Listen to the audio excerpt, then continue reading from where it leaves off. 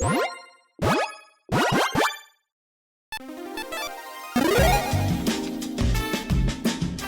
and welcome to the Commander's Quarters. I'm your host, Mitch. Glad to have you here. Here at the Commander's Quarters, we're all about Commander on a budget. Today we've got an episode of Break the Bank. On episodes like this, we're going to take one of our Commander's Quarters decks and up the budget to $100. Sometimes you just love a deck so much that you're willing to put a little more into it to get those upgrades. And these same rules are going to apply for our overall deck cost. So shipping will be included in the price, commanders at $10 or less are going to be included, and basic lands will not be included. This show and episodes like this one are possible thanks to viewers like you. If you're looking for an easy way to help support this show, make sure that you like, share, and subscribe. Also, hit that bell notification icon so you don't miss any new episodes. And while you're at it, subscribe and review our podcast as well. You can also go check out our playmats and other merchandise at thecommandersquarters.com. Another easy way to support this show is with our TCGplayer affiliate links. So whether you're buying a deck or individual cards, you can use this general link right here or one in the description. And the final way that you can support this show is by supporting us directly by becoming a patron. There are many benefits to being a patron, and I truly couldn't do this without all of their support. Today's Break the Bank comes to you courtesy of Keel, a Golden Pig tier patron that's been supporting this channel for over a year now. I truly couldn't do any of this without amazing patrons like Keel. So today we're going to break the bank on Keel's deck tech on Sidisi Brood Tyrant. If you haven't seen that episode yet, I highly recommend checking it out first. But if you've already seen it, then let's get into it. So let's get things started off with what's in. With this upgraded budget, what things are we bringing into the deck? First up, we're going to upgrade this deck by adding in Stitcher Supplier. It's a 1/1 zombie that costs a black, and when it comes into play or dies, we put the top 3 cards of our library into our graveyard. Essentially, milling 6 for 3 mana on a creature is huge for this deck. And then we've got a creature that can help us mill ourselves over and over again with World Shaper. It's a 3/3 Merfolk Shaman for 3 and a green, and when it attacks, we can put the top 3 cards of our library into our graveyard, and when it dies, we put all the land cards from our graveyard onto the battlefield tapped. So on top of being a repeatable way to mill ourselves, when this does die, we get a huge amount of value from it. And speaking of getting lands from graveyards, we're also going to be adding in Ramanap Excavator. It's a 2/3 Naga Cleric that costs 2 and a green and says you may play land cards from your graveyard. We're going to be milling ourselves a ton, so we've got a lot of lands to choose from. Next up, let's add in Doom Whisperer, which is a 6/6 Nightmare Demon with Flying, Trample, and it costs 3 black. But most importantly, it's got Pay 2 Life, Surveil 2. So this is essentially a free way to continuously mill ourselves with that Surveil. Now it does cost life, but that is a price we're going to be willing to pay most of the time. And then the Gitrog monster can provide us even more value. It's a 6/6 Frog Horror with Death Touch that costs 3 black-green.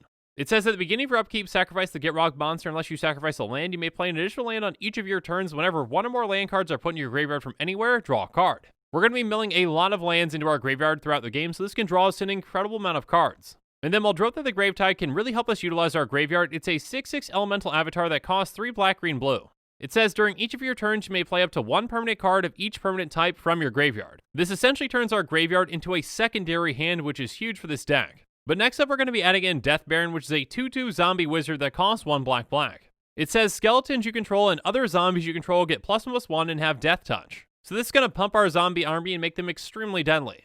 And then there's Living Death, which is a sorcery that costs 3 black, and it says each player exiles all creature cards from their graveyard, then sacrifices all creatures they control, then puts all the cards they exile this way onto the battlefield. So this can flip the script and can really turn the game into our favor by getting us all of our creatures out of our graveyard. Next up, there's Titan's Nest, which is an enchantment that costs 1 black-green-blue.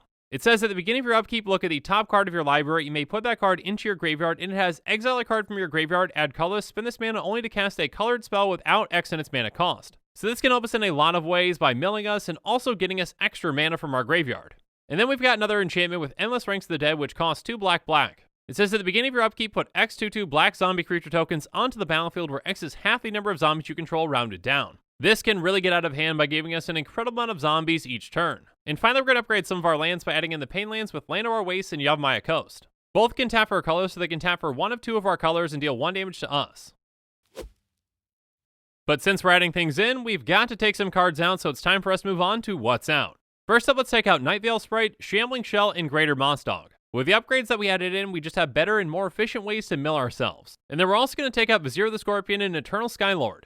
Both of these may help out our zombie tokens, but we've got some better ways to do that now, and we've got ways to make even more tokens to take over the game. And then we're going to be taking out Forbidden Alchemy and Factor Fiction. These are good cards for this deck, but we just have some better additions that can help us out even more. Some of those additions might help out more over time, or they're just more efficient. And next up, let's take out Cauldron of Souls, Sultai Ascendancy, and the Mending of Dominaria. Again, some of the additions that we added in to take these out are just higher impact cards. And finally, since we added 2 lands in, we're going to be taking 2 lands out, so we're going to take out an island and a swamp. But now it's time to see how our upgraded deck stacks up when it comes to price. The average Sidisi Brewed Tyrant EDH rec deck is going to set you back $324.72. Even with these upgrades, our deck is still much more affordable, coming in at $99.74. If you want to see a full breakdown of this deck's price, check out the link in the description. And with that, the show is coming to a close, so it's my turn to hear from you. So in the comments below, let me know what your thoughts on this Break the Bank are.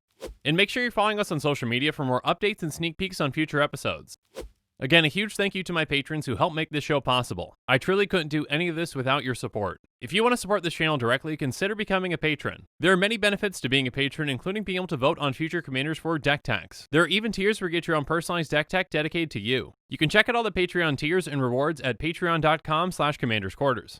If you haven't already, make sure that you like and subscribe to the channel. Here at the Commander's Quarters, we're all about budget commander. So while you're at it, go ahead and check out some of our other types of episodes. And with that, I'm out of here. Thanks again and have a good one.